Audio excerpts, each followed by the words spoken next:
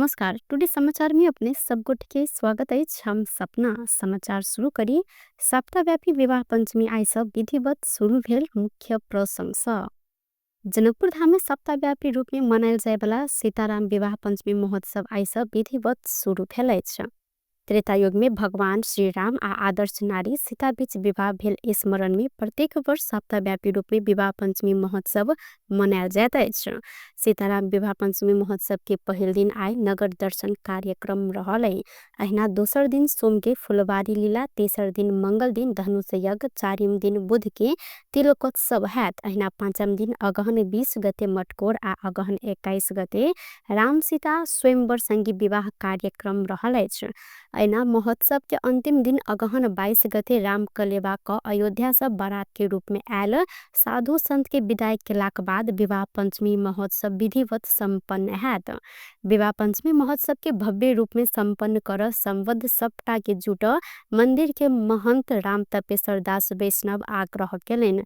हरेक वर्ष जेहन एहि वर्ष समेत विवाह पंचमी में सहभागी होब भारत के अयोध्या से प्रतीकात्मक रूप में बाराती आवक कार्यक्रम रहल अछि। अहिना मुख्यमंत्री सतीश सिंह के साथे विश्व हिंदू परिषद के पदाधिकारी अयोध्या स्थित श्री राम मंदिर के पुजारी लगायत श्री राम जन्मभूमि तीर्थ क्षेत्र के अगुवा के हाले अयोध्या के भ्रमण करैत विवाह पंचमी में शरीक होबाक लेल आमंत्रण केने छलथि।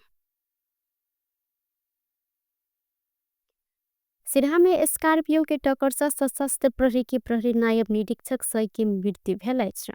नंबर नहीं खुजल स्कॉर्पियो के टक्कर से नेपाल भारत सीमा नजदीक बरियारपट्टी एक कचनारी के भीतरी सड़क खंड में गश्ती में रहल सशस्त्र प्रहरी नायब निरीक्षक 48 वर्षक लक्ष्मण प्रसाद यादव के आई भिनसर मृत्यु भेल अछि। भीतरी सड़क में आई भिनसर 3 बजे के समय में जांच कर क्रम में स्कॉर्पियो टक्कर देने बाद यादव घायल भेल छलनि। घायल यादव के तत्काल इलाज करबाक लेल रामकुमार उमा प्रसाद स्मारक प्रादेशिक अस्पताल ल गेल गेल में अस्पताल द्वारा मृत घोषणा कयल गेल प्रहरी जानकारी देने अछि। यादव बडहरी बेस कैंप के कार्यरत छलनि त जिला प्रहरी सिराहा के प्रवक्ता प्रहरी नायब उपरीक्षक वीरेंद्र पासवान नंबर ने खुजल स्कॉर्पियो टक्कर द क भारत देश भगला से टक्कर देने गाड़ी के खोज तलाश अखन भ रहल जानकारी देलनि। सशस्त्र प्रहरी 7 नंबर गन सिराहा के प्रमुख एसपी नरेश भंडारी नेपाल प्रहरी आ सशस्त्र प्रहरी के संयुक्त टोली के देख क भागक क्रम में स्कॉर्पियो टक्कर द क ओतऽ से भागल सूचना प्राप्त भेल जिक्र केलनि। ओ अखन धरि स्कॉर्पियो दारू बोकने छल, सूचना एलो पर स्कॉर्पियो नहीं भेटला से यकीन कह नहीं सकब जिक्र केलथि। धनुषा के धनुषा धाम नगर पालिका के वडा नंबर 1 में शांतिपूर्ण निर्वाचन भ रहल अछि। 3टा मतदान स्थल आ 4टा मतदान केंद्र रहल एहि वार्ड में रवि दिन भिनसर 7 बजे से मतदान जारी रहल।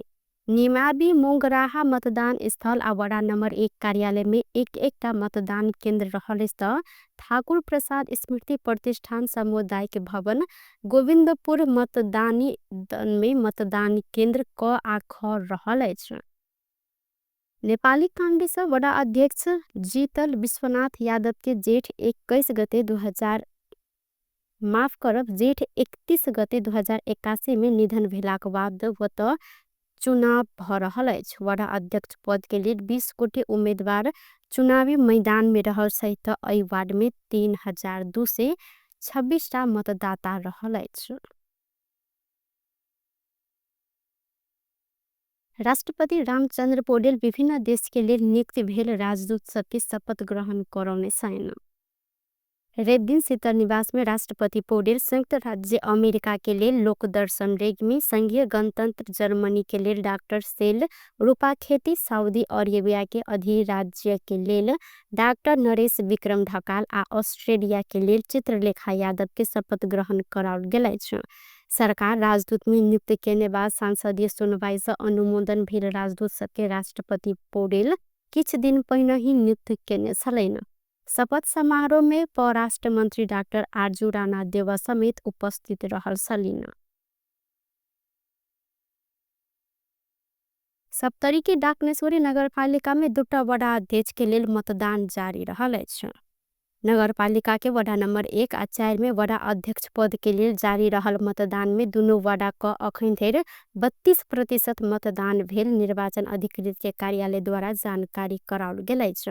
दुनू वार्ड के 3टा मतदान स्थल में पुरुष 693 आ महिला 694 क अखन धरि 1297 गोटे मतदान केने अछि। अखन धरि शांतिपूर्ण अवस्था में मतदान भेल जिला प्रहरी कार्यालय सप्तरी के प्रहरी उपरीक्षक रडेन्द्र खतिवड़ा जानकारी दिलैन। दुनू वार्ड में जमा मतदाता 3942 रहल अछि। सिंधुपाल्चोक की 12 नगरपालिका में 400 केवी क्षमता के सब स्टेशन निर्माण धमाधम भ रहल अछि। तमाकोसी तथा सुनकोसी नदी आ ई नदी सबके सहायक नदी सब में निर्माण होब लागल जल विद्युतीय आयोजना सबके बिजली राष्ट्रीय प्रसारण प्रणाली में प्रवाह कर आ देश भीतर के प्रणाली के सिद्ध बनाव 12 सब स्टेशन निर्माण शुरू कैल गेलै। एहिठाम में 220 132 केवी आ 132 11 केवी सब स्टेशन निर्माण संपन्न क उपकरण सबके परीक्षण संपन्न समेत कैल गेल अछि। गैस इंसुलेटेड प्रणाली GIS प्रविधि में आधारित 12 सब स्टेशन के संपूर्ण उपकरण निर्माण स्थल में आपूर्ति भ चुकल स्थित पावर ट्रांसफार्मर राख सिविल संरचना के निर्माण संपन्न करैत जड़ान समेत भेल अछि। नियंत्रण कक्ष GIS के उपकरण राख भवन के सिविल संरचना निर्माणाधीन रहले त सिविल संरचना के निर्माण संपन्न भेलाक बाद उपकरण के जड़ान शुरू हैत। सब स्टेशन के समग्र निर्माण प्रगति 70% के हाराहारी में समेत देखल गेल अछि। सब स्टेशन निर्माण आब लागल जेठ भीतर संपन्न होब जेहन काज भ रहल स्रोत द्वारा जानकारी कराल गेलै। उप प्रधान एवं शहरी विकास मंत्री प्रकाश मान सिंह काठमांडू महानगर वडा नंबर 16 में पहुंचकर मतदान केने छथि। काठमांडू महानगर पालिका वडा नंबर 16 में रेव दिन भेल उपनिर्वाचन के क्रम में एहि क्षेत्र में मतदाता रहल सिंह मतदान केलैन। पकना जाला स्थित युवक मावी मतदान केंद्र से ओ मतदान केलैन त मतदान बाद संचारकर्मी सब संग संक्षिप्त प्रतिक्रिया दैत लोकतंत्र के सिद्धिकरण के लिए सबके उत्साहपूर्वक मतदान कर ऊपर वो जोर दिलैन।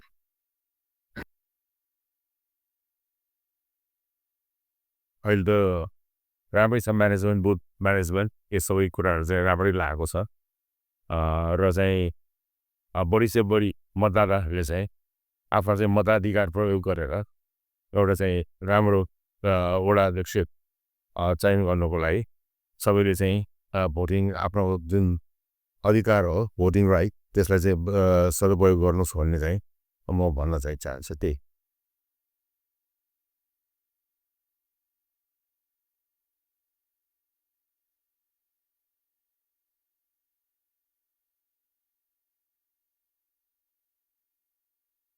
वडा नंबर 16 के अध्यक्ष मुकुंद रिजाल के निधन भेलाक बाद रिक्त रहल पद में उपनिर्वाचन भ रहल है। एहि वार्ड के वडा अध्यक्ष पद में कांग्रेस एमाले रासपा आ स्वतंत्र सहित 18 गोटे उम्मीदवार रहल अछि।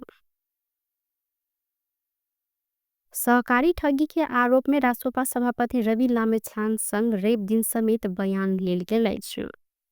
सरकारी वकील के कार्यालय काठमांडू में शुक्र दिन शुरू भेल बयान के रेव दिन समेत निरंतरता देल गेलै। काठमांडू काली माटी के स्वर्ण लक्ष्मी सहकारी के बचत अपचलन के आरोप में लामेछानी संग बयान लेल गेल सरकारी वकील कार्यालय काठमांडू द्वारा जानकारी कराओल गेल अछि। बयान के लेल लामेछानी के पोखरा से बृहस्पति दिन काठमांडू आनल गेल छल। सभापति लामेछानी के बयान समाप्त भेलाक बाद पुनः पोखरा पठाव तैयारी प्रहरी के रहल अछि। टुडे समाचार में अब आर्थिक संबंधी समाचार।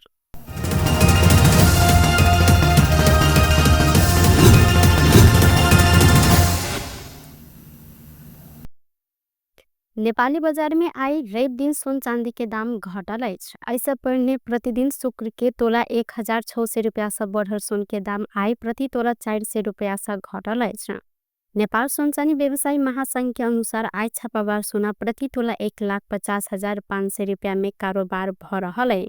अहिना शुक्र दिन छापामाल सोन प्रति तोला 1,50,900 रुपैयाँ में कारोबार भेल सल। संगे आई रवि दिन चांदी के दाम घटल अछि। आई चांदी के दाम प्रति तोला 1,840 रुपैयाँ में कारोबार भ रहल है। अहिना शुक्र दिन चांदी प्रति तोला 1,845 रुपैयाँ में कारोबार भेल सल।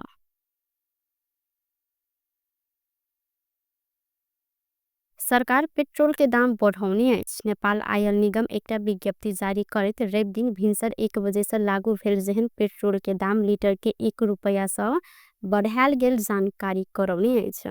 भारतीय आयल कारपोरेशन आईओसी पठेने मूल्य सूची अनुसार निगम नया दाम तोकने है। निगम तय केने नया दाम देश भर के विभिन्न ठाउँ अनुसार लागू कैल गेल अछि। निगम पेट्रोलियम पदार्थ के दाम के लेल ठाउँ सबके 3 वर्ग विभाजन केने है। पहिल वर्ग में 4 अली, विराटनगर, वीरगंज, जनकपुर, अमलेखगंज, भलबारी, नेपालगंज आ धनगढ़ी क्षेत्र रहल अछि। एहि क्षेत्र में आप पेट्रोल के दाम 157 रुपैया 50 पैसा प्रति लीटर रहल है। अहिना दोसर वर्ग में सुर्खेत आ दांग रहल है। एहि क्षेत्र में पेट्रोल के दाम 159 रुपैया प्रति लीटर रहल है। तेसर वर्ग अंतर्गत काठमाडौँ, पोखरा आ दिपायल रहल अछि। एहि क्षेत्र में आप पेट्रोल के दाम 160 रुपैया प्रति लीटर रहल अछि। आयल निगम अंतर्राष्ट्रीय बाजार में अपने कच्चा तेल खरीद नहीं करत अछि। आईओसी से अपने सब चाहे जते सब प्रकारक प्रशोधित पेट्रोलियम पदार्थ खरीद करे त्यार जानकारी करौने अछि। एना क पेट्रोलियम किनने बाफत आईओसी हरेक महीना 15-15 दिन में आयल निगम के मूल्य पठवे त्याल अछि। आईओसी पठेने मूल्य अनुसार अंतर्राष्ट्रीय बाजार से किन्ने कच्चा तेल के लागत में आधारित होइत अछि। लागत मूल्य में अपन प्रशोधन शुल्क लगायत अन्य खर्च सब जोड़ कर आईओसी नेपाल के निमित बिक्री मूल्य तय करे त्याल अछि। एहि के बाद आयल निगम पेट्रोलियम आयात के बाफत सरकार के तीर पर भंसार लगायत महसूल सब अपन प्रशासनिक खर्च, ढुवानी आ डीलर कमीशन समेत जोड़ कर उपभोक्ता मूल्य तय कैल जाइत अछि। एना क अपने सब किनल गेल पेट्रोल, डीजल, मट्टी तेल, खाना बनाब, एलपी गैस के दाम निर्धारण करे त्याल जानकारी कराल गेल अछि। एहि प्रक्रिया में पेट्रोल के दाम तय होइत सबसे बड़का आधार कहल गेल आईओसी अंतर्राष्ट्रीय बाजार से किन्ने कच्चा तेल के दाम समित रहल अछि। बेस्त टुडे समाचार अखन के लेल एतबा। पुनः दोसर समाचार लग उपस्थित भेटा करब। तखन देर के लेल हम सपना विदा मांगे छी। देखते रही टीवी टुडे जनकपुर। नमस्कार।